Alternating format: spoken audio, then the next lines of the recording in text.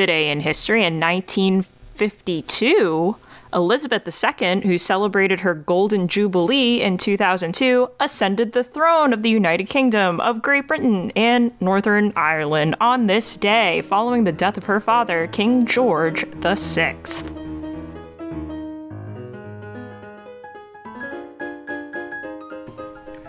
Welcome to What the Fuck History, where we discuss the wackiest and weirdest things that make us say, well, what the fuck history? And listen right here, it's plain to see I'm the mad motherfucker called Zachary. That's Mr. Zachary. Holy shit. I didn't come up with a rhyme. It needs to be noted that I hated that. It'll all make sense later. I'm not going to hate it. I know, but Okay. I hated it. My name's Megan, and I didn't come up with a rhyme, but I'm going to teach you guys about viruses tonight. It's going to be fun. And I'm Matt. Today I learned that the best way to get guests on your podcast is to let Zach do all the heavy lifting. So I would like to formally introduce Jake and Nate from the Historical Blunders podcast. Gentlemen, welcome to here. Glad to be here. Thanks for having us. Thanks for having us. Excited to be here. I'm Jake, and I like to bake. We're excited to have you. You like to bake? Say that I again? said I'm Jake, and I like to bake. Trying to rhyme. Come on, guys. Oh, he's trying to fit in with cool. Zach. Got it. Damn it. Got it. I don't... Excellent. I I don't don't want to come up with a rhyme with rhyme. Nate because I feel like it might get a little out of hand. Hey, man. It could. It could, or it could be great. That's true. All right. Stop. I'm I the want poet this to stop. laureate of this fucking podcast. Deal with it. That's No, I that's want this... strike one. Zach, you're going to get... Yeah, you got a strike. I'll take It's it. over. The game is over. The game is over. I done got. So, Jake and Nate, because you are guests on this podcast, I'm going to give you a little bit of time to talk about who you are and what you do and what your podcast's all Yep, about. so like you said, we're from the show Historical Blunders podcast. We focus to provide a research discussion on a topic that you may have been interested in or heard of, but never taken the time to dive into. It's kind of like a guilty pleasure for history buffs, I think. We believe that you can get valuable knowledge while feeling like you just caught up with your buddy at the bar. So if that sounds like it's up your alley, then check us out. Yeah, we do enjoy our drinks while we're talking our history. Yeah, you can hear Nate's ice glass Excellent. chinking around. Yeah, it's kind of Oh, our that's cool. third character on our show. But yeah, we're having a lot of fun with Is it. your glass of but ice? today I am drinking a beer because I didn't want to be rude and have my glass of ice tinking on your show. Fair enough. Clip it, All grip it, and right. rip it. Grip and rip it. We've come to the part of the podcast where I do the other thing that I do every week. All right, listeners, we have set our strikes to 0 except for Zach, who just earned himself one. Yeah, boy. That's true.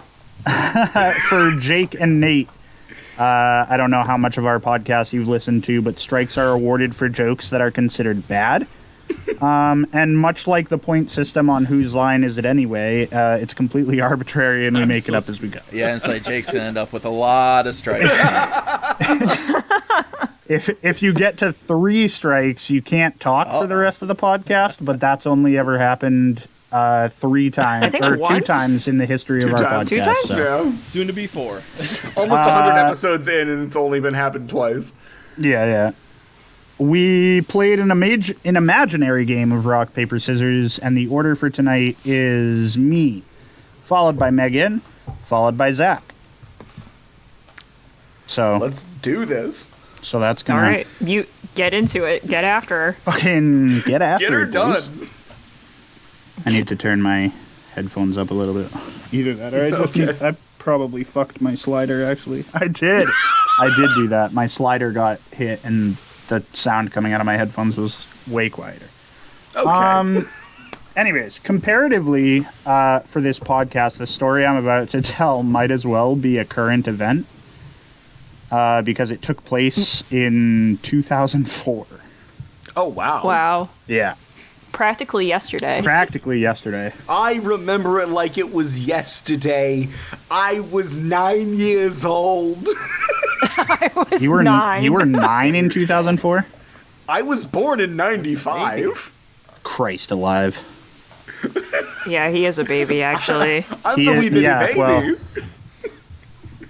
He's such a the- Do you cherub. even, like... I am the almost Do you even 30-year-old remember baby. 9/11? Yeah, do you remember 9/11? Do you Yeah, I remember do remember 9/11? 9/11. I was in Catholic school. I have a lot of stuff I remember about that time that I try to repress. He was actively being beaten by a nun. It was his fault. Okay, so That's as true. 9/11 or the beating by a nun. Both. That just recalled me to the memory of James like 3 weeks ago. Bush did do 9/11. While we're all trying to take a picture together. Anyways, so as I mentioned, the story takes place in the year of our Lord 2004. I'm going to describe the run-up to the story, but the subject of our story is a man by the name of Marvin Heemeyer. I Okay. called him a gentleman in my notes, and then I've stricken that line because he most certainly was You not. said Heatmeister? I mean, That's a Christmas movie. huh? Heatmeister? No, he's not the heat. He might He could be. So I'll let you guys decide, I guess, by the end of this if he's a gentleman or not. But Marvin lived in the town of Granby, Colorado. Okay. And for years, he had been a welder.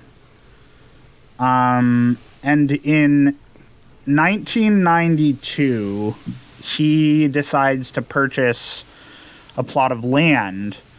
And his original intention with the purchasing of the land is that he's going to lease it to a friend of his so that they can have like an auto body shop on the land.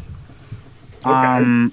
But he ends up in sort of like a bunch of legal disputes with the town because of the sewage system. How innocent.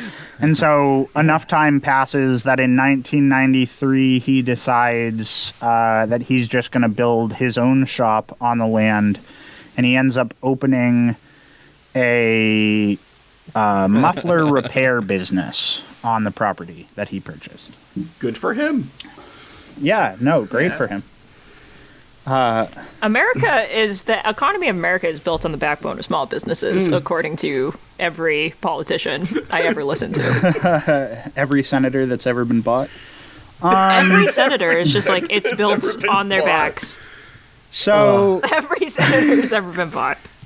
So he opens this muffler repair business, and as I mentioned, he had been in dispute with the town because the sewage system was not a septic tank, and it did not run to any sewer line that actually existed in the town.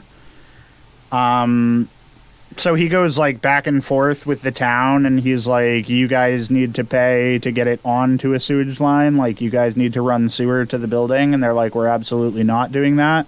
You need to pay for a septic tank. And he's like, well, I'm absolutely not doing that. Yeah, like, if you're gonna be a pain in my ass Yeah. that there's no sewer Yeah, I thought it line, was then really put in the fucked fucking that sewer they, line. Right. Like they were giving him the septic tank as a cheaper option to running the sewage, and he was like, "No, I'm not doing it. Exactly. No, I have money, but I just He's don't wanna like, spend no, I can't. I can't do that. I just bought honestly, property, but though, I'm not like, spending any sometimes more. relatable. I also Like, I just did- don't want to do it. I also didn't see how much Yes. it cost for him to like build Yeah, his building overall, but like, I assume it was a chunk of change. So like updating the sewer system, which mind you, was just an empty drum of a concrete mixer. We're just gonna put a hole in the ground. it and then was. we're gonna Yeah, fill it was that hole with essentially shit. a very. Like, It's makeshift essentially septic what tank. happened. Not code at all. It was absolutely not. So the proposal from the city would have cost him double, apparently, what he paid for the property, which was $42,000. But he ends up not going with any of these options. I forgot for a minute that it was 2004, and I was like, "Holy it was like shit! scenic He mountain bought property, for too. $42,000." I know, It was a right? nice I was like, property. "Oh, it was a different time." Yeah. Jeez. Oh my god, Yeah, no, it's nice. It's in Colorado, Fuck, this so nice it's hunting like, it's pretty. it was a different time. He bought some nice hunting land so and then Marvin turned it had- into a muffler shop. What was that? He sure did. The American The dream. American They dream. paved paradise and they put up a parking lot. And that's all we can sing of that song before, we get stabbed to death. So Marvin had bought That's this true. property from a family called the Dochefs, who had owned several other properties in the surrounding area. And so he buys the property from them. But in 1997, the Dochef family decided they wanted to build a concrete plant so that they could, get money. And they wanted to build it on the remaining land, but when they approached the town about it, the town recommended that they ask Marvin to sell his land so they could avoid building the plant near any major highways. And essentially, they didn't have to fuck with, the restaurants and the hotels that are on the main strip. So the Dochefs go to Marvin, and they ask him to sell the land, or they ask to buy the land that he's living on. And he quotes them a price of $250,000. And then, sometime in the negotiation process, he tells them that he got the land reappraised, and he asks for more money. So the Dochef family comes back with an offer of $350,000, and Marvin again tells them that he had the land reappraised, and now he wants $450,000. Maybe he's a genius. Maybe he's a I've never genius. bought Maybe this commercial is how property. Maybe he's a this is how gen- real estate Yeah. negotiation works. Honestly, like what's to stop them? Yeah. Well, we never will in this economy, but like maybe like if I was rich, all I would have to do is be like, "Oh, well, I got it reappraised again." And they'd be like, I can't doubt you. I can't didn't dispute get that. it appraised." Yeah, there should be I can't dispute this. They They should be able to see Yeah. the appraisal. Yeah. Yeah, maybe. And not only that, but I don't know. I mean, hey, I understand that property right now it gets sky high real quick, but I don't think it goes up Maybe he found $100,000 oil. in 2 days. Like, that's a little Well, ridiculous. The problem, Zach, you haven't been on Zillow Yeah, lately. Like he found oil in his you've never septic seen tank. the price drop. It also wasn't mentioned how long these negotiations went on for, but I could assume that it's a few months to maybe a few years, because the next action in this is in 2001, but I don't know when all the negotiations for this ended up petering out, because that's not super clear. They mentioned, or my research mentioned, that at him coming back with $450,000 as an estimate, they said, "We're not fucking doing this." Yeah. So the Dochef family walks away, and what they end up doing, because they don't want to give up on their dream of a concrete batch plant. So they end up buying the lot. Their beautiful dream. They end up buying the lot across the street from Marvin. And Marvin, it's important to note, had tried to buy that land in years previous, but had failed to do so. So Okay. when the Dochef family buys, I also don't know if I'm pronouncing their last name correctly, and I don't fucking care. come at me in the comments if you need to, but I'm not changing The anything. like family goat should chow come or at something. us. It's like It could be. stuff. It could be French, for all I know. It's you're correcting me now won't have any impact on how I say it. We're being honest, but So anyways, Marvin then begins to negotiate with the family, saying that he'd move to the lot that they had purchased, the one across from the plot that he was currently living in, or working in, rather. He wasn't living there yet. But they would have to construct him a property in order for him to move across the street and for them to obtain the land that he had been on. And they were like, we're not fucking doing that, bud. I'll move if you build me a house. It's basically just like, I want my building over on that side of the street, and Mexico's going to pay for... Wait a minute, we're not talking about the border wall. So anyways, he did ask them to rebuild his establishment on the other side. Like, I keep saying the other side of the street, and it is essentially what goes on, but like, he asks them to build him a building, and they say no.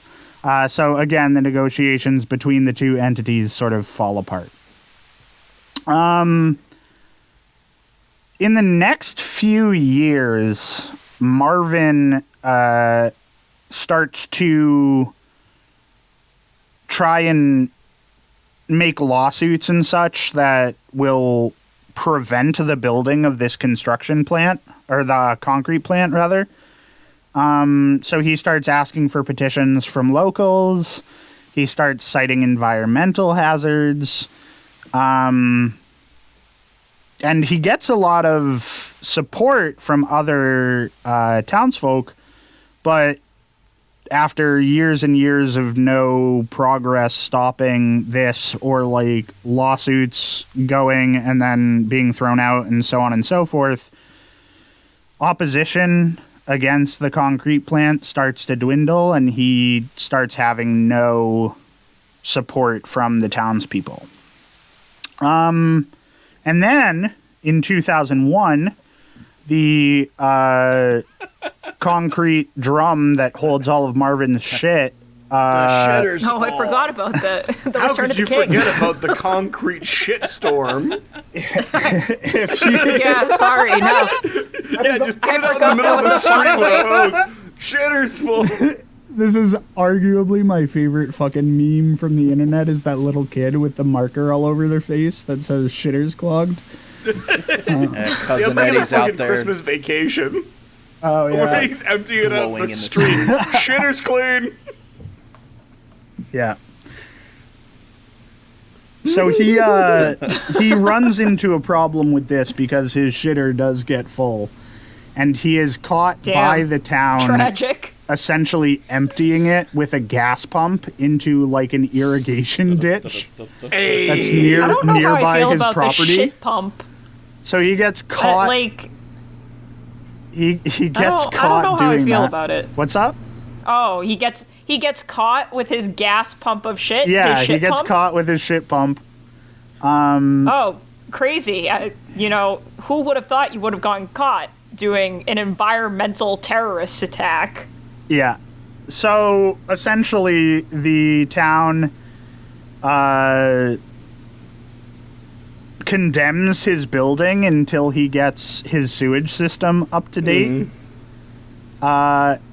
Tells him that he can't use the building until he gets the problem fixed. And in these court proceedings which are brought against him, Marvin declares that he's just going to bulldoze the bluffing. whole area. So in 2002, he is probably bluffing, you'd think. But in 2002, Marvin goes to California to buy himself a bulldozer at auction. He bought it for $16,000, and as soon as he got it back to Granby, Colorado, he tried to auction it off. He didn't actually try to auction it off. He put a for sale Well, that's a sign way on of, it not and getting just in trouble. left You're it like, parked "I'm trying in to front of sell his it." business. Yeah, no, guys, I'm trying to sell it. Yeah. I don't want yeah. this. I don't All trying know. to offer I bought it, but California, I wasn't but I didn't serious. Really want it. Yeah, it wasn't. I didn't mean Wasn't gonna keep it. So, he ends up having to close his business. I don't know how you can't support yourself when you run a muffler welding business, but he sells most of his inventory, like most of the things that he had in his shop.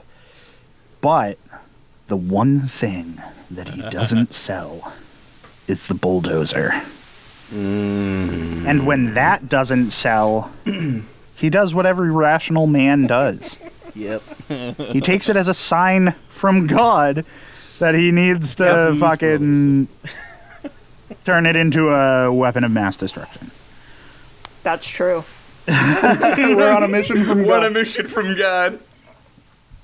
So, I just want to mention, because I did call Martin a gentleman in my notes, and while I've retracted that, I just want to let the audience know, playing devil's advocate, most of the people that interacted with Marvin thought that he was a mild-mannered individual, and he was very affable. That he was, he was a logical man, he was a good person. Yeah. Well, what's crazy is I listened to an interview with Decide. one of the cops Decide that for were yourself. involved with everything. And he was like, oh yeah, like he did work for everybody in the town. Oh, yeah? He was really mild mannered and all this. I'm like, And honestly, And with then how he much made work he put a into that thing, bulldozer like, into a tank. when I first saw like pictures of it, I was like, man, that's a really like caveman-y looking thing. Yeah. There was cameras. There was an air system to keep dust from the cameras. Like, it was Yeah. crazy. Fairly premeditated. Yep. Yeah. I know. I'll get into all that in a minute here. We're gonna drop the specs later. Before he does any of that with a bulldozer, he ends up selling the plot of land that he had been on for $400,000. But he leases half of the building from the new owners so that he can, quote, finish some work. So what Marvin ends up doing is he walls off like half of his old shop, builds basically like a little house for himself in there, and he just goes to town constructing the killdozer, is what it's affectionately been called. So he outfits the bulldozer for war, and as we've mentioned, it's covered in cameras so that he can see out. It's covered in concrete armor plating so that he can't get shot. He had, Yeah, he had, I think he had his 50 own caliber weaponry on it, if I remember correctly. Yeah, that was 50 But- cal. I think was on the front. Then there was another larger Yeah. weapon on the Holy back. shit. Yeah. Yeah. He had 3 gun ports for a 50 caliber rifle. He was stacked on it. Semi-automatic rifle and a 22 caliber rifle. He did crazy work, and he worked on it for a year and a half. And what's wild is that like, he wrote a bunch of notes on how he had planned to do this and all this other shit. And in his notes, he had written, it's interesting to observe that I was never caught. He said this was a part-time project over a year and a half period, and he was surprised that people who had visited him in the shed that he had constructed for himself had not noticed the bulldozer. And people, like, he mentioned it to people and nobody put up any red flags, so he was surprised that nobody had caught him or stopped him before. Now, Matt, I do have one very important question. Sure. You say his notes. Sure. Now, do you mean notes or do you mean a manifesto? Because, I mean, let's be real yes. here. Yes, sir. Yes, absolutely. Okay. It's both those things. Okay. Because they do, I mean, after the events take place, they find, like, his whole written document about, like, he'd been planning this for a while. If you didn't think I was gonna building say, a a year fucking and a tank half, was like, premeditated. Oh, That's some yeah. No, I dedication. did some effort. I can't even go to the gym regularly. for, No, like, 2 I weeks. didn't. Yeah. Yet alone build a Yeah. tank for a year and a half. Dedication to the bit. So he on July 4th of 2004, Marvin Heemeyer takes his killdozer out into the streets of Granby and begins a path of destruction that starts at the concrete plant that was built across the street by Enemy number one. by the Doe chefs. And he moves all around. He goes to downtown. He goes to a local bank. Taking it on a tour. He's just, he's taking it for a spin. It's important. Showing it off. It's important to note that the police, well, actually, one of the Doe chefs that was out thought it was being remote controlled. So he tried to, like, jump on it and stop the thing from moving, obviously to no avail because Marvin was inside. But everyone pretty much tried to stop this thing by breaking treads and all the other shit. It got shot by over 200 rounds from police. Had no effect. There were 3 explosions external to the bulldozer that did not slow it down in any way. There is a report that government officials were thinking about hitting it with an Apache missile or a 2-man or a 2-man crew with an anti-tank missile. Yeah, I'm they were like, going to get an that's pretty Apache wicked. helicopter. Holy shit. So that many That's an anti-tank rifle. of the town officials say What have that I done with my life? never happened, but Obviously not gotten I think it would Apache be pretty sent baller if after they you. tried. That, I think about that all the time. Yeah. Yeah. I just think you're not truly living if the American government is not sending Apache attack If the American government helicopters at isn't you. trying What's to the hunt point you of life? down with an Apache helicopter, If they're not actively trying to kill you, then I feel like you're not You guys truly really living. like Alex What's the Jones. point? What are you doing? What's on your resume? so anyways, they're turning the friggin' frogs gay. So anyways, he goes on a rampage through Granby. He hits Town Hall. Most of the places that he's like turning the tank towards get warned of his approach, and they are able to evacuate before he shows up. He ends up completely destroying Town Hall. But other locations, Sky High Newspaper, Gamble's General Store, Maple Street Builders, Mountain Parks Electric Co., Liberty Savings Bank, who apparently there was somebody working in the bank who had like spoken in opposition to him.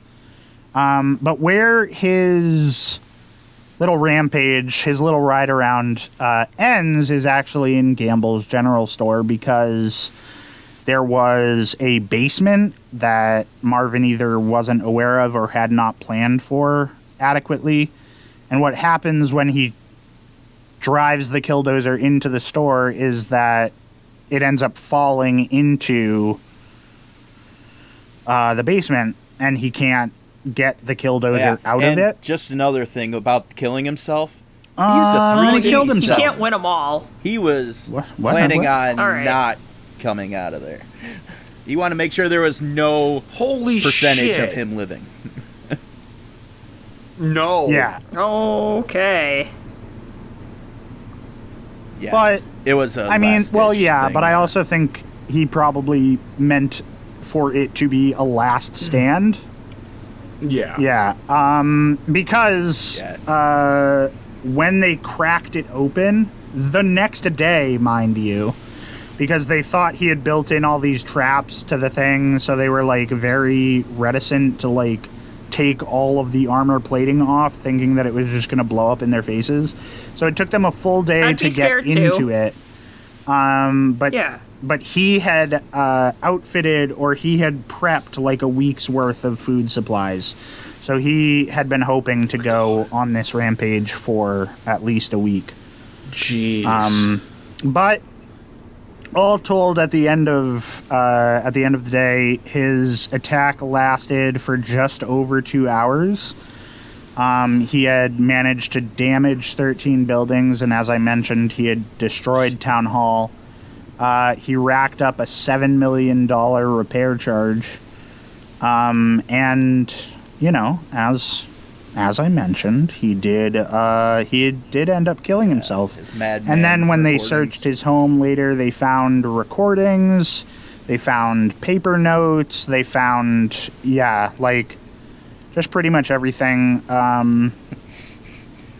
You know, him just saying, like, God had built him for this job, that it was God's plan, song too. that he, you know, did he get it from the Killdozer? that he do all this. So, yeah, God's plan. But And that's as much as we can sing crazy. of that song before Drake kills us. So. I think still can't Drake believe probably that, like, got it from the people that Martin knew him were like, or Marvin Niemeyer, to be honest. Guy. Gotta love those interviews. Yeah. Like your crazy shit. Never He would have sounds expected crazy. It. Yeah. Yeah. I know, that's so crazy. See, here's my who thing. We I had no know idea he that- was capable of it. No idea. He was Don't such a look in the nice guy. garage. Such a. Who in your life is capable of building a tank? This won't come as a big surprise to my two fellow podcasters that I'm with on a weekly basis here. You know my feelings of fuck the government, but Yes. if everyone is giving you the opportunity to say, hey, here's a fix for your problem, and you keep going, no, I want it done my way. Well, that's not going to work. And then as soon as you get evangelical on me, I'm out. I tapped out. You It's, say you're... it's No. important to note as well, the company that built, or the company that bought the land from him, fixed the sewage problem the same day. Yeah. The company wasn't a that hard bought problem. his land fixed the sewage issue Yeah. So like, the same day Yeah, that like, they looking into acquired this the shit. property. Yeah. But in his own words, he says, God asked me to do this. It's a cross that I am going to carry, and I'm carrying it in God's name. And that's all I got to say about that. Not a gentleman. Not a vibe. So I don't know if Not you guys a- know this, he's but the brought Chicago Bears are hateration trying to build a new to this stadium, dancery. and they recently purchased Yeah. Arlington Heights property, and now the city says that it's worth a lot more money. Which, man, that sounds like something. Oh. So I was gonna say, if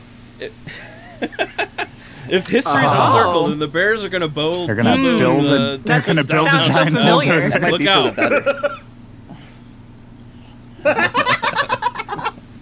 But Keep checking the news. Oh, no. yeah, wild Yeah. thing though that no one died except for him. So, anyways.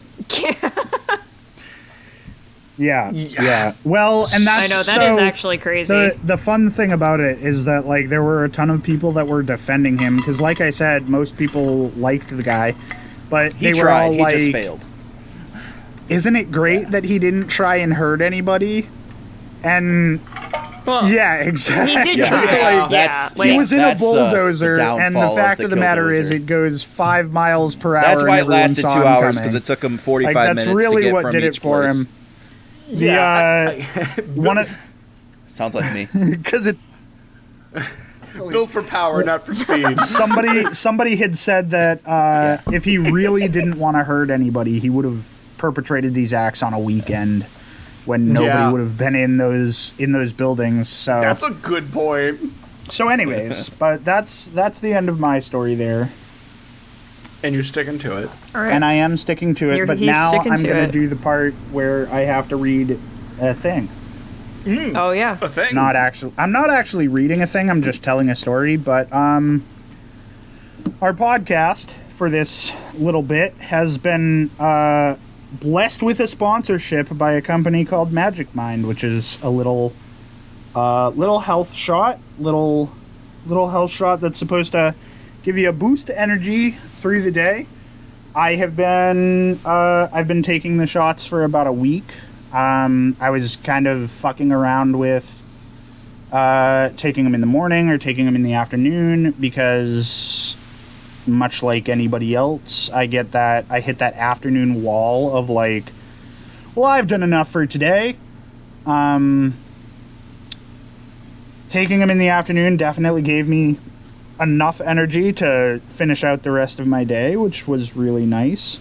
Taking them in the morning definitely helped me sort of get out of that, the morning fog, so to speak, where it's like I'm awake, but at what cost?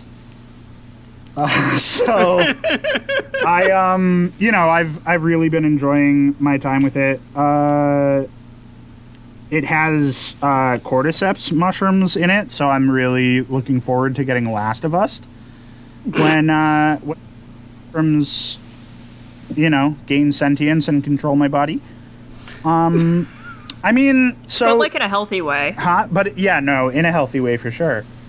But like in the best way possible. In the best way possible. What's really nice about Magic Mind though is that I've had a number of health shots in the past, and like I'm sure we've all seen depictions of health shots in media where it's like, ugh, it's gross.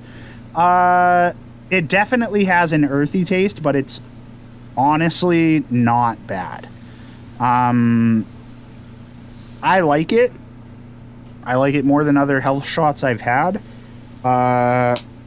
It also replaces me having to drink coffee, which I don't typically do, but like on those nights where you get a bad night's sleep and you wake up and you're just like, I need a coffee, I just take one of these little health shots and it does the trick. So yeah, it's been good for me. Unfortunately, we are in the month of February now, and we do not have any beneficial codes to give you guys for the product to be half off or whatever. But I would highly recommend it, and you should give it a try. And if you decide not to give it a try, I've done my due diligence anyways. We tried. We really tried get you to try. I do want to note that like some of our Patreon subscribers who are in our Discord have been talking about, our mentioning the shots, and they said that they didn't go for the shots sure you're making entirely, it up. but have looked into some of the other supplemental benefits, good. like the ashwagandha, Such a which, by the way, is so much fun to say. Oh yeah. But anyways, yeah, so if nothing else, we've got people looking into the health benefits of this product. So Yay healthy. thanks, Magic Mind, for giving me the energy to get out of bed in the morning. All right. Sometimes anyways, you that just That ended need on a it. really sad Sometimes you just, I mean, I'm super sensitive to caffeine. Yeah. Like, such to the point that I could drink a can of Pepsi, like, at 2 in the afternoon and I'd be up all night, which is wild. I've been like that my whole life, which is Dang. typically why I don't drink coffee. Which is why it's weird for me, because I drink like a pot a day and then go take a nap.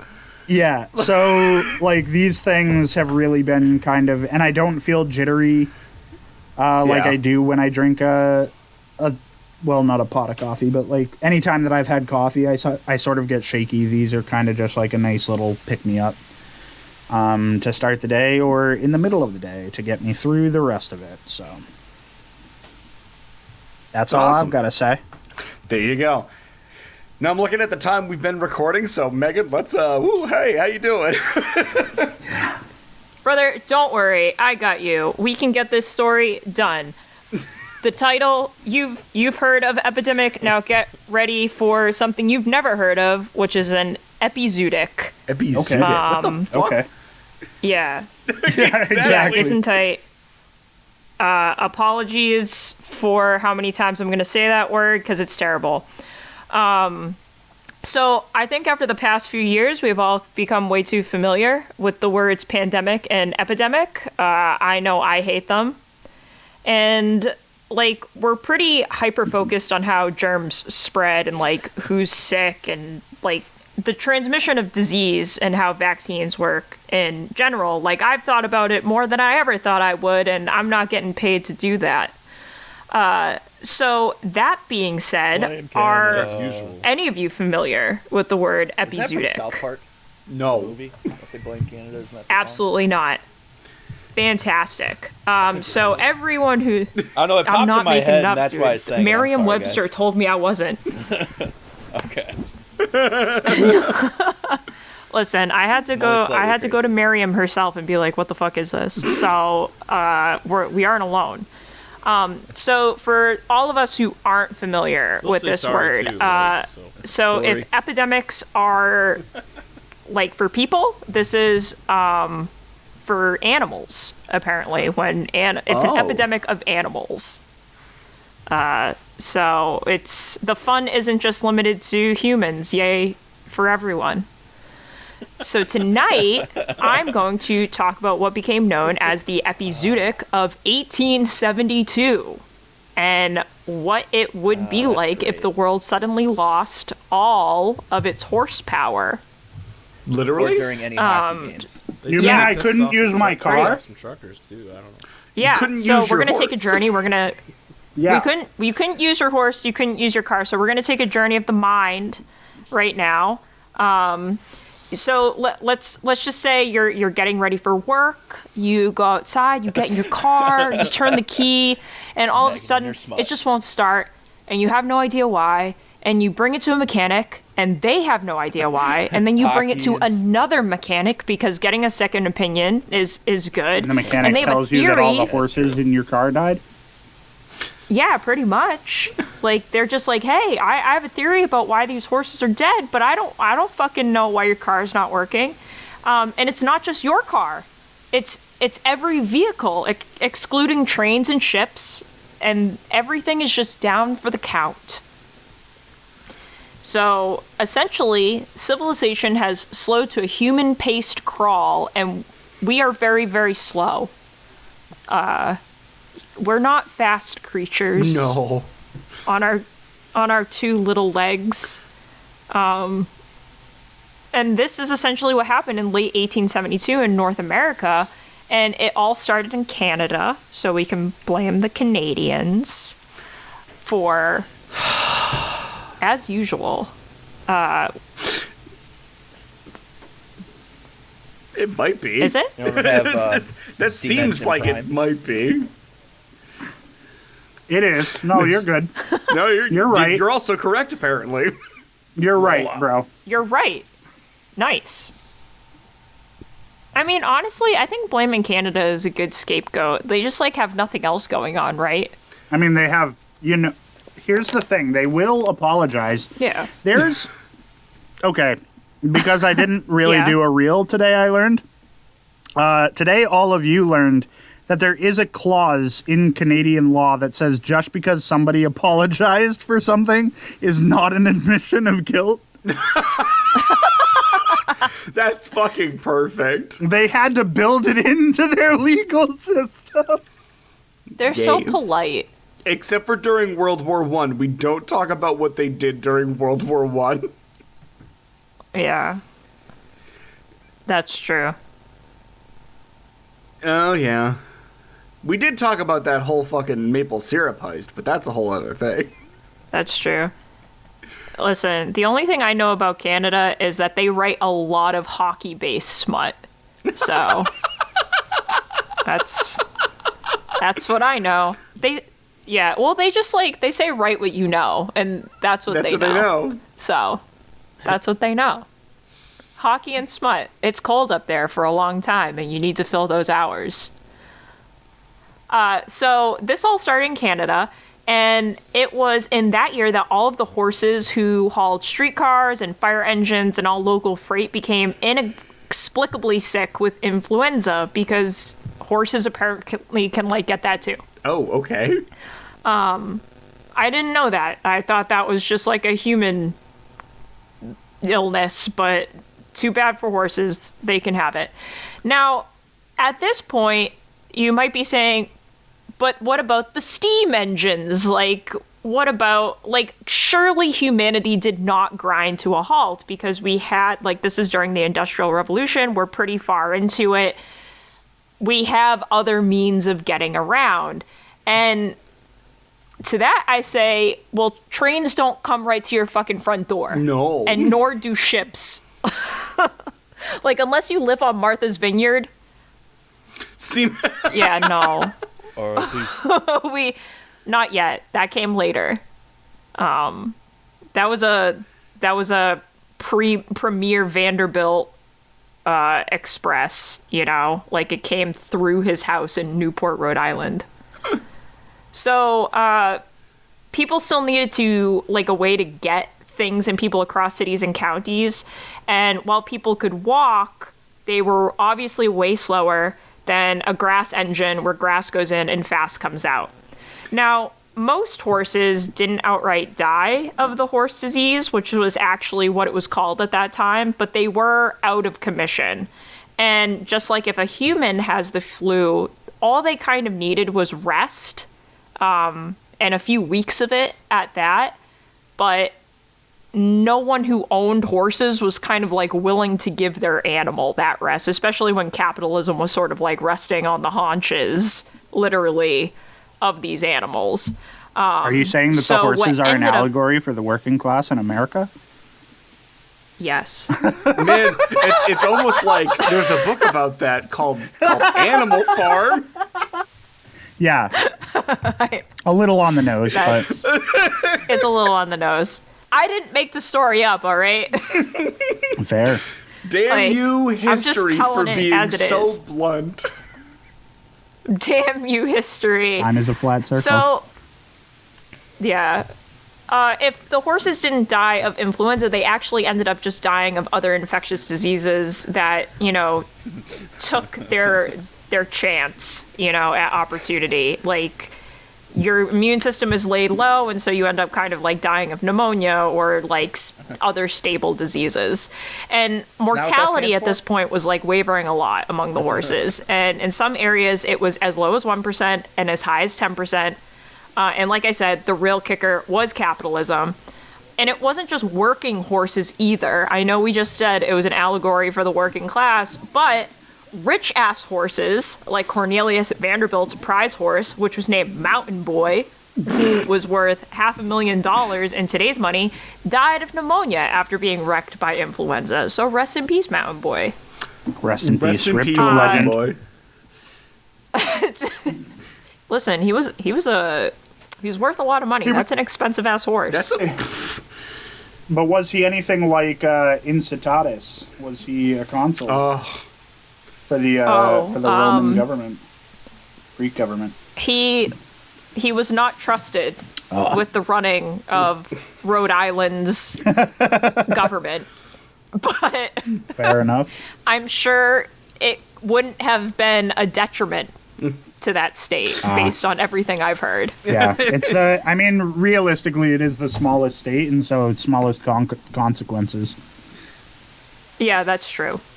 That's actually how it I works. was The gonna say, that's smaller how the that works, place. right? Yeah. Yeah. So to give a sense of like the scale of how infectious this disease was, in New York City, there were 14,000 horses employed to haul everything, and all of that stopped. Like, Yeah. that's a lot it's of a lot of movement horse. that's just been halted. That's true.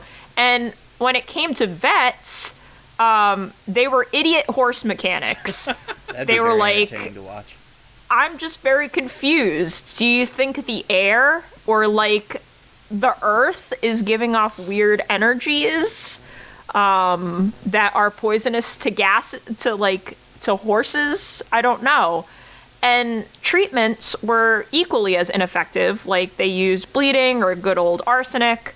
And when all that was needed was a little R&R. When you just need R&R and all you get is arsenic.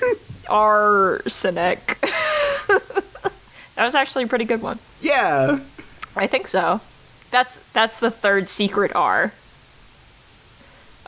So there were groups who advocated for the horses, such as the American Society for the Prevention of Cruelty to Animals.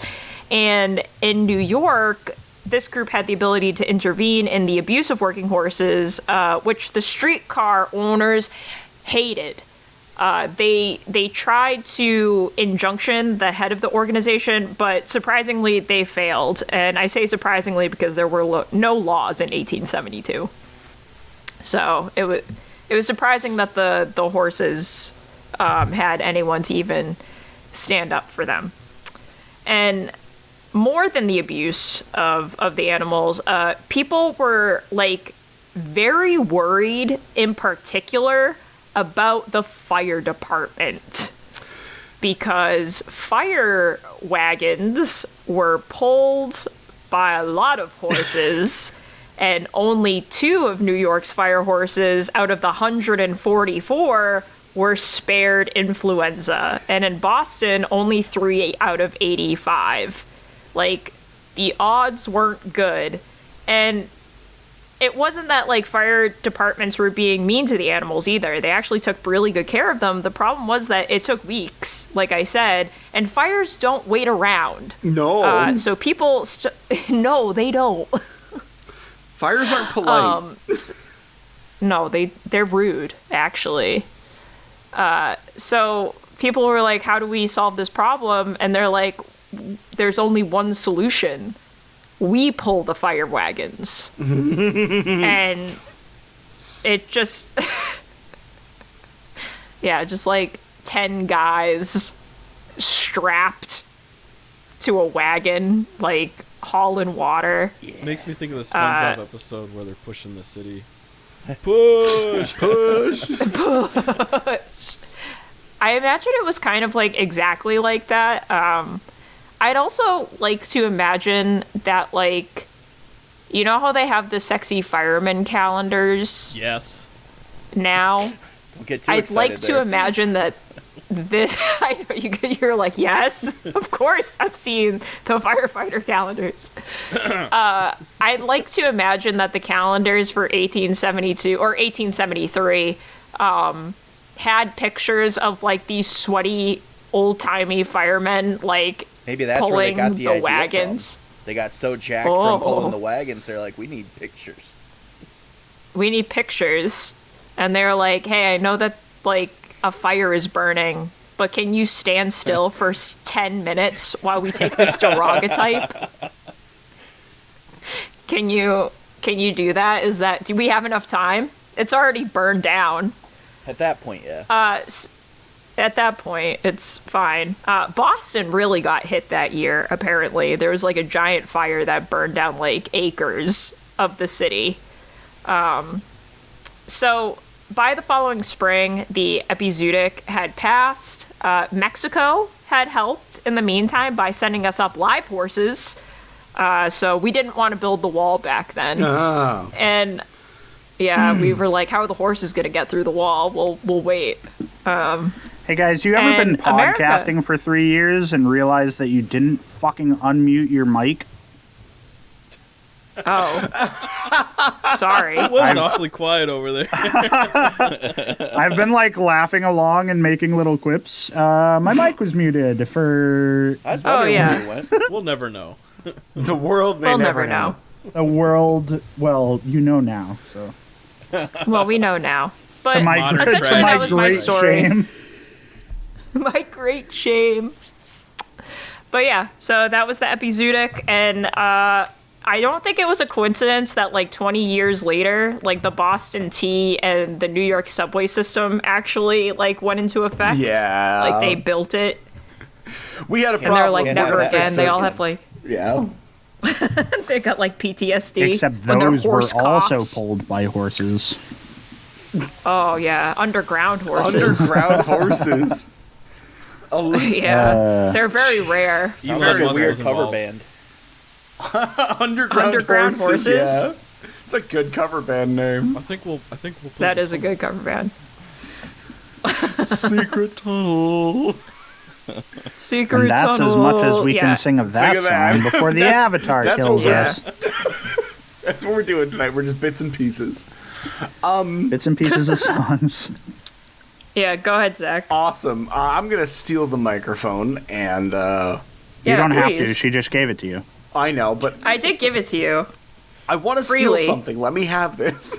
All right, go Okay, ahead. please. I'm you not looking. silly goose. So, if you didn't get it from my intro, Stagger Lee is a song covered by many artists, a story, and something It's of a myth. not a person. So, Stagger Lee is a person. Oh, okay. See, when I did our little video today, I said it might be a Pokemon because It's not.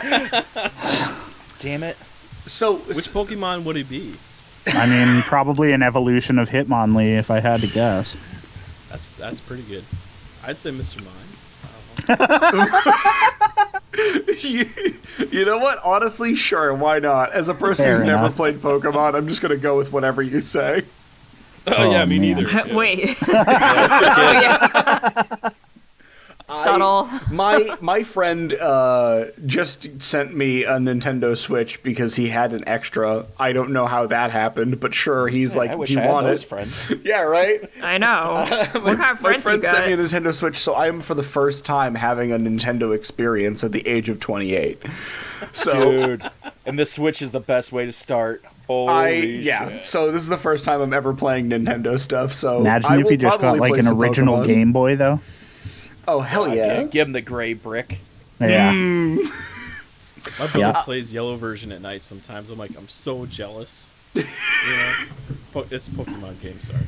No, it's okay. It's No, we okay. can move on. Zach, I'll for the learn. uninitiated. I'll learn. So Learn. Stagger Lee is, as I said, a song that has been covered by many artists. It's a myth that has been perpetrated throughout the United States, and all of it is steeped in actual events. And while this is technically a Christmas story, having taken place on December 24th, 1895, there is nothing holly or jolly about this tale. I personally know of this tale, or the song at least, because Nick Cave and the Bad Seeds sings a version of this song that is extremely graphic. In fact, it is so disturbing and graphic of a song that I used to play it at closing time every night that I worked at a bar, because it would make people go home. Oh my god. You're like, get the fuck out. Like, What I love is that he describes this as not holly and jolly, and yet we have to find a way to make it holly and jolly. so the song. It's not holly and jolly. It's interesting though, and we'll make jokes about it. There's plenty of room. But yeah, like every night that I worked, I would like ring the bell for last call, and I'd be like, "All right, everybody got to get out in 15 minutes," and no one would listen. And then I'd put this song on, and everyone was like, "Okay, I'm uncomfy. I'm going Oh, home." he's I'm serious. uncomfortable.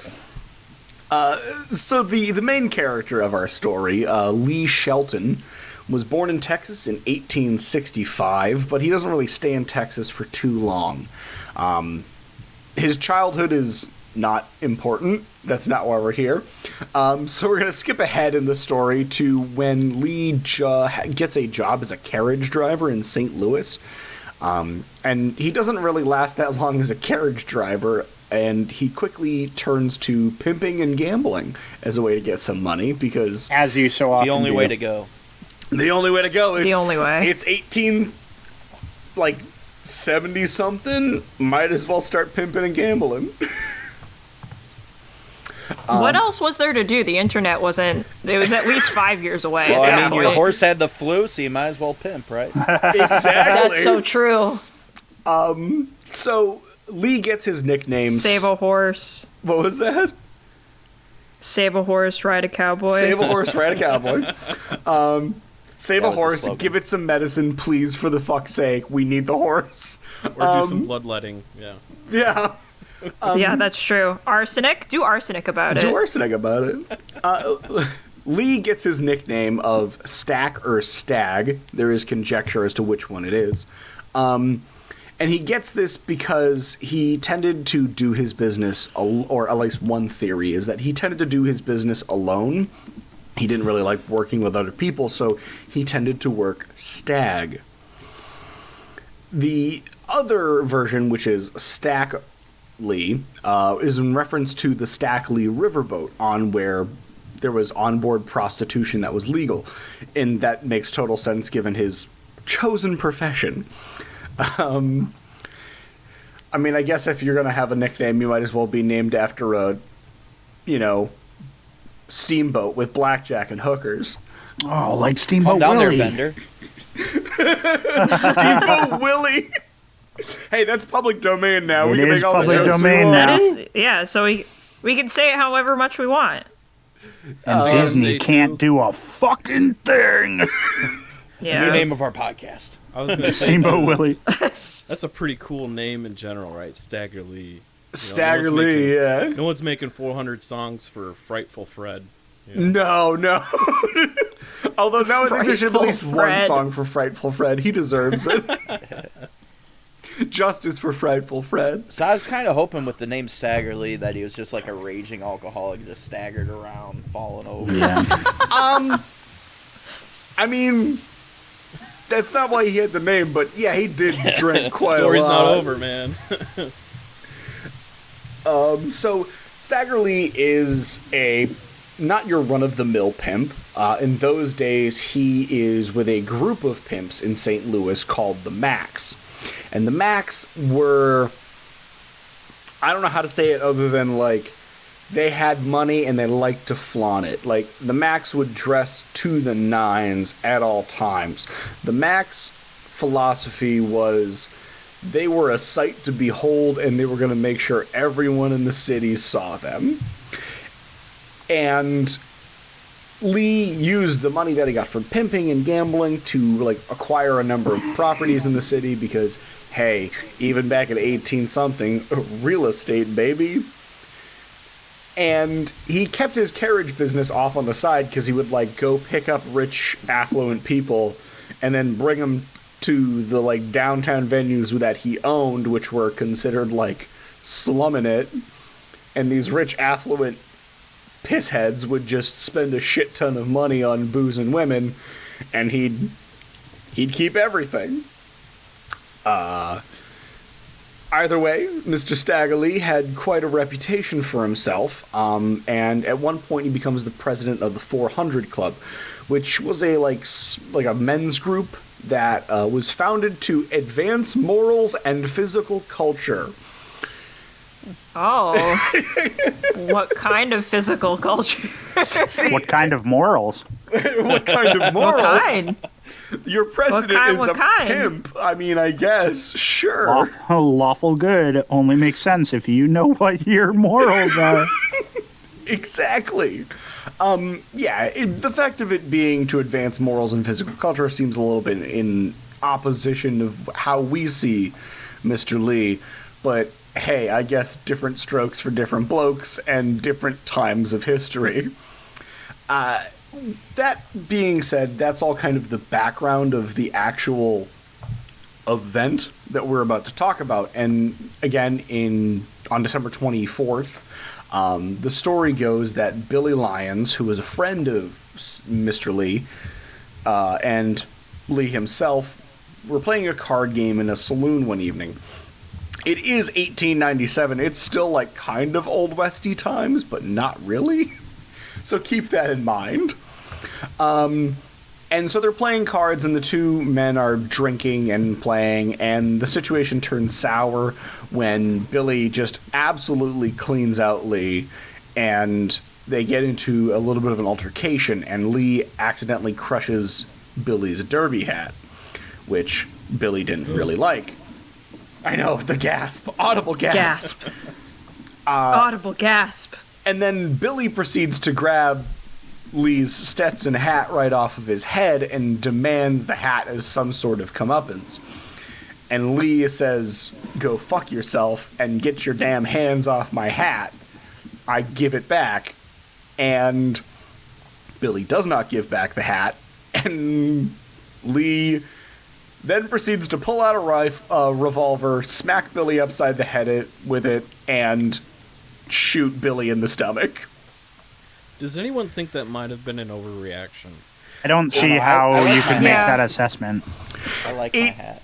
It might have been a slight overreaction to just be like, well, now I guess you're dead. Because they were friends, apparently, which is the part that throws me for a loop. I mean, I've had some issues with friends, but not smack someone with a 44 and then shoot him in the gut kind of argument, you know? Okay, but like, what if we pretend the hat is like the newest iPhone that you just dropped $2,000 on, and your friend like is like, "Hey, can I see that?" And they take it and then they throw it on the ground. I still wouldn't shoot him. I think I'd still be more upset over a hat than a phone. Listen, Yeah. I just needed to know where we stood. I needed to know where we stood on the issue. No, it's an Some important of us are question just 'cause- really looking forward to shooting their friends. Yeah, So I think it's- it's an important question, right? Like, how Where's the far line? Would it? Yeah, how far would someone need to take you to Before do you something shoot like them in the that? stomach? Yeah, I mean, Yeah, I'm pretty sure I'm just someone looking could, for the like, line. piss on my shoes, and I Okay, like, we apologize, you know? we do have the benefit of having two lifelong friends in the chat. So like, Jake, Nate, Yeah. what's the level what's the level you'd reach before Well, you shot hold your on, though, friend in that's the a little- gut? That's different. Or okay, for you and me. Yeah. What would it take for me to shoot? I don't know. I don't think I'd shoot you. You'd feel so bad. I don't know if you touched my hat, maybe. Maybe. Wow. Okay. Wow. Well, So it's- not much of a difference. Keep in mind though, we're from the Midwest. We're like from the Canada of the U.S. Oh. Oh yeah, yeah. So Small guns town. just happen. Guns just happen. Just happen for you guys. So You're it's born with actually one in your funny because the hat in the mythology of Stagger Lee becomes a very important thing. Later, this is kind of skipping ahead a bit, but later on when it gets turned into a song, this whole event, it ends up getting blown out of proportion as much as this act was blown out of proportion, and the Stetson becomes a symbol of like Stagger Lee's like manliness and his like ephemeral being, and like there's mentions later on that it's like the idea that like he sold his soul to the devil and all of his power was in this Stetson hat. Like it gets to be really weird, and the hat plays such a big role for no fucking reason. Imagine being so like well known in your community though that like when somebody steps on your hat, like an entire mythology springs up around it. Oh yeah, it's wild. Like they get in a like he shoots somebody because they ruined his hat, and everyone's like, "That hat must be the devil." The hat must be the devil. Like The only way Man, it makes sense. I wish. it's just wild to me. So the night ends when, after shooting Billy, Lee picks up his hat, puts it on his head, and walks out the door without another word. Baller move. Just Baller. The closest thing you can get to walking away and not looking at an explosion that you can Is picking up your hat and walking away after Without you've saying a just word. shot a man. He's the one who shot him. knocks. I He's am the- the danger. See, we're thinking two very different things because you're going full Heisenberg and my brain says, like, go dumb, where it's just, I shot a kid. Fucking Die Hard. I see. Two very different trains of thought. And that is one version of the story and the one that kind of gets perpetrated in song. But what is closer to the actual truth is the fact that it really boiled down to a political disagreement. Still not something you should shoot someone over, but People have been doing it for years. people have been doing it for know. years. Except Putin just pushes people out of windows, so Defenestration, the classic. or poisons them. Yeah. I don't know the I don't know the big fancy word for poisoning someone. Nate's a big That's fan fine. of Putin. Oh, yeah? I'm not. Oh. Nate loves likes this- Putin. Go tell him what pictures you like. I just think Sicko. that it's cool for a political figure to ride around shirtless on a horse. Oh, I'll be yeah. I honest think that with it's you, a yeah. good idea. Oh, yeah. It is a great idea. Yeah. Like, honestly, I feel like every president should have to do that now. That's true. And we could make a calendar of them. Boom. We're here for the presidential Oh calendar. Oh my god, what We're a here for the great shirtless fucking presidential throwback. calendar, please. Go to our We just Patreon solved- for the Putin pics. Patreon for the Putin pics. We just solved America's debt problem. We sell sexy horse pictures of That's the way to presidents. boost the economy. Hell yeah, brother. Backbone of American I need to get good at Photoshop because I'm gonna do that now. He's also he's good at Brazilian jiu-jitsu, which I think is funny because there was one Okay. I saw like a meme video of him like up against a child and he is just bodying the kid. Just throwing the kid around. I fucking Like love that. it's obviously a fake video, but it is so funny to see Putin like Putin doesn't give just a shit about your hurling a kids. kid. Yeah. So anyways, back on topic. You have to assert dominance over the children. The story that is more accurate to the truth is that, yes, the two men had been drinking heavily that night and conversation was going back and forth, but instead of the argument being over a game of cards, it was the fact that Billy was a very staunch Republican and Lee was a very heavy Democrat, and the conversation got political, and both of them were, like, politically involved with matters in the city, so it got nasty very quickly. Billy takes Lee's Stetson hat. That is still an accurate part of the story, and Lee still shoots Billy in the stomach. That's just how it's going to go, apparently, no matter which version of the story you get. And Lee leaves the bar and is picked up by the police for murder, because he murdered because a someone. lot of people just witnessed him do a murder. Yeah. And he's convicted of the crime in 1897, and he is sentenced to 25 years in prison. He only serves 13 of that, however, and he is paroled. Only to be imprisoned once again 2 years after that for assault and robbery. Nice. All right. Is he like a D&D character? No. You're it's telling me just- that after 13 years he wasn't rehabilitated? I think they let him out early because the songs were so cool. Right? Yeah, that's true. Had to have been it. Had to have been. Yeah, that's true. They put on his hat and Satan told him to let him out. Yeah, I put on the hat and Satan said, "Let my man free." Imagine how good the songs will be. Just let him out. Just let him go. I'm trying to do a thing here. Let me go. Let me go. I'm trying to do a thing. So Lee dies in 1912 in the Missouri State rip to a Penitentiary legend. Hospital from tuberculosis.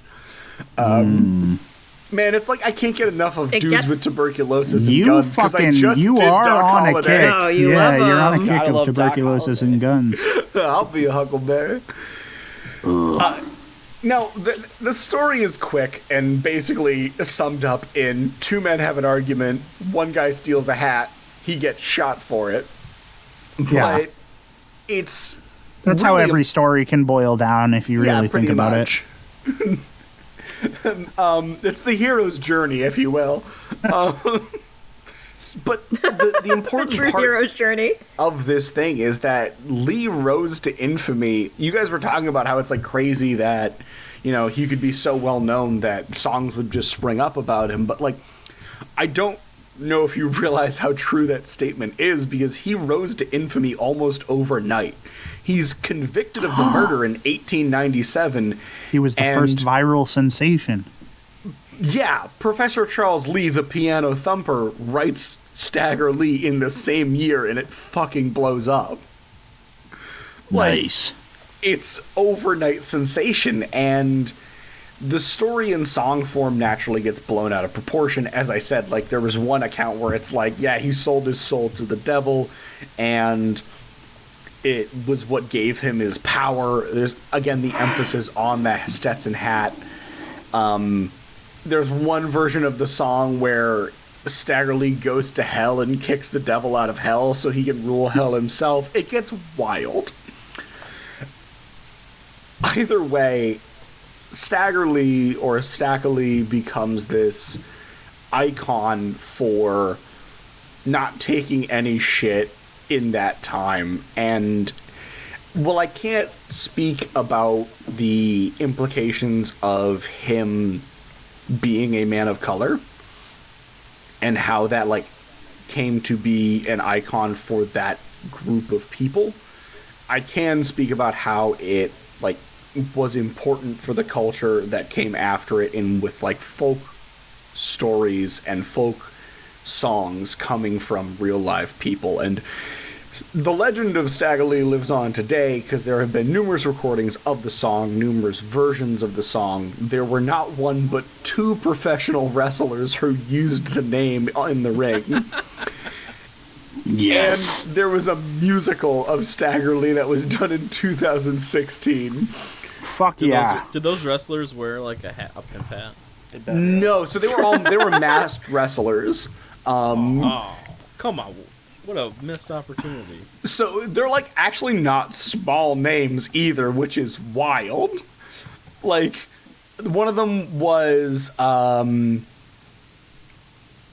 Sylvester Ritter, who later became known as the Junkyard Dog, who is like a person who like is a more famous wrestler. So it's like, all right, well, people actually knew the name for a really long time. And again, like, I think it's wild that this thing that happened that was probably a 30-second incident. It's a 30-second murder turned into a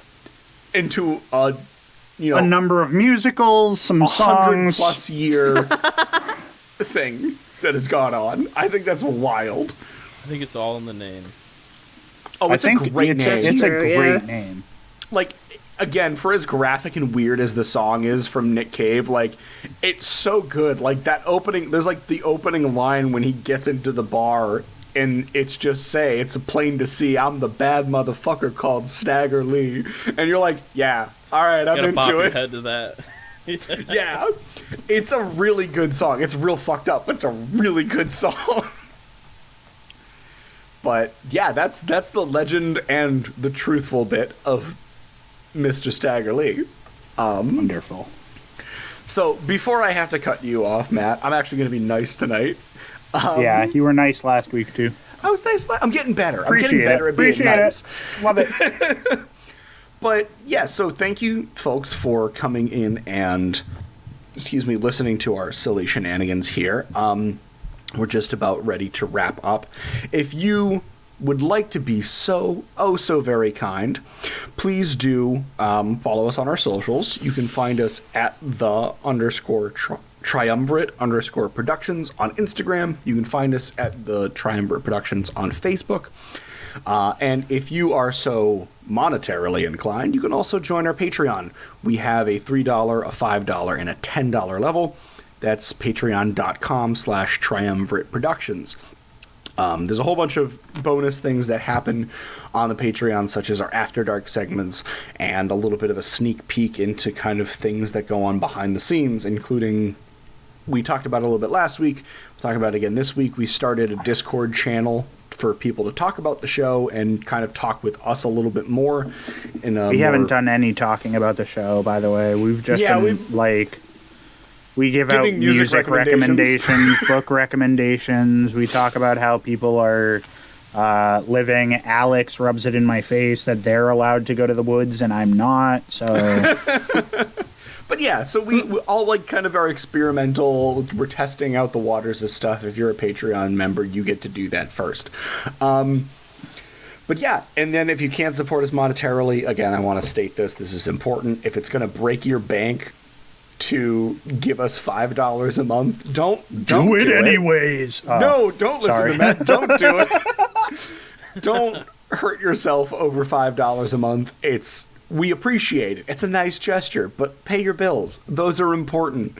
Those are more important. But yeah, and if you can't help us monetarily, we absolutely understand that. You can also give us a rating and review on iTunes or Apple Podcasts.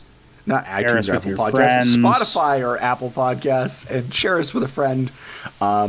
Yeah. And once again, we'd also really like to thank our 2 new friends over at Historical Blunders that were able to join us tonight. If you guys want to let us know where they can find you, that would be fantastic. Yeah, we're really.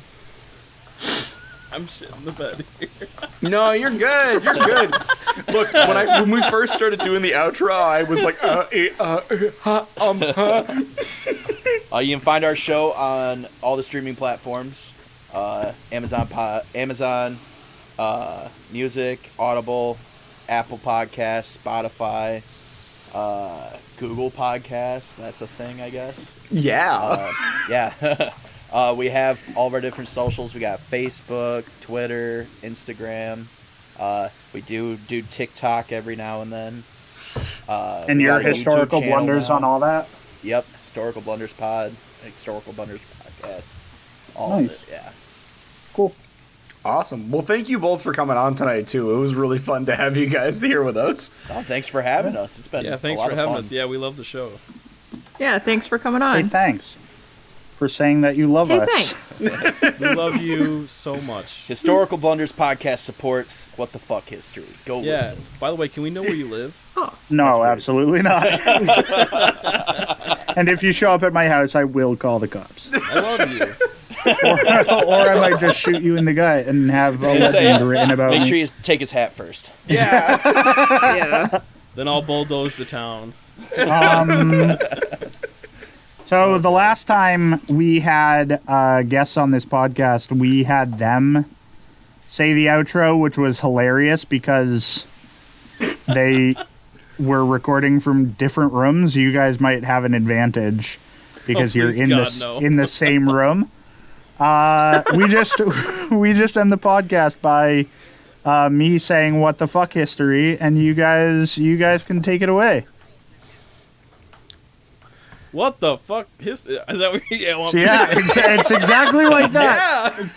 Except the What both the of you are fuck supposed to history? do it. What the fuck history? Whoa, calm down, man. Too much? Perfect. He's angry at history.